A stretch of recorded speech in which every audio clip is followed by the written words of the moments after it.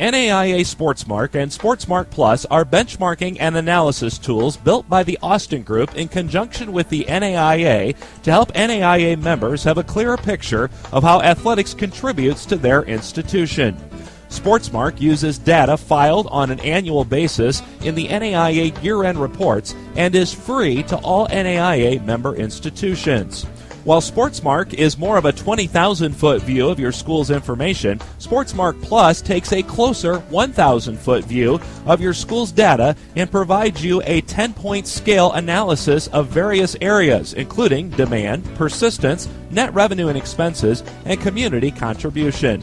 Let's take a closer look at some screenshots within SportsMark and SportsMark Plus. We begin with SportsMark and the internal viewing tab. On the internal side of SportsMark, you can navigate between areas of the report using the tabs at the top of the page. Below the charts, you will select variables displayed in the graph and chart, as well as the years of data that you wish to use. As we switch over to the external viewer in SportsMark, the external tab is where comparisons are available. The variable and sport to be displayed are chosen at the bottom left, and the comparison group is in the center at the bottom. There are preset comparison groups, or you can create your own custom group. In the graph, your data is the red line. Each dot is a separate year of data. The other lines represent the comparison group. The top line shows the 75th percentile, the middle line the 50th percentile, and the bottom line is the 25th percentile. In this case before you, looking at the total financial aid, the example school ranks at the 75th percentile, meaning only 25% of the schools in the comparison group give more financial aid to their athletes. SportsMark, as mentioned, is more of a 20,000-foot view of your school's institutional data. SportsMark Plus takes you in closer to your data and provides a more in-depth analysis of what your school's data shows. We begin with the SportsMark Plus summary page. Using the tabs at the top to navigate each of the 4 areas in the report mentioned earlier, demand, persistence, net revenue and expenses, and community contribution, each tab uses a normalizing index score to compare your sports. The summary page shows the overall score and shows the contribution of each of the 4 areas in a different color.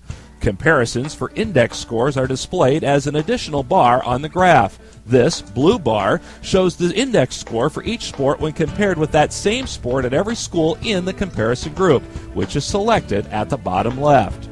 We're going to take you into the revenue and expenses viewer now and give you a little more detail on the SportsMark Plus.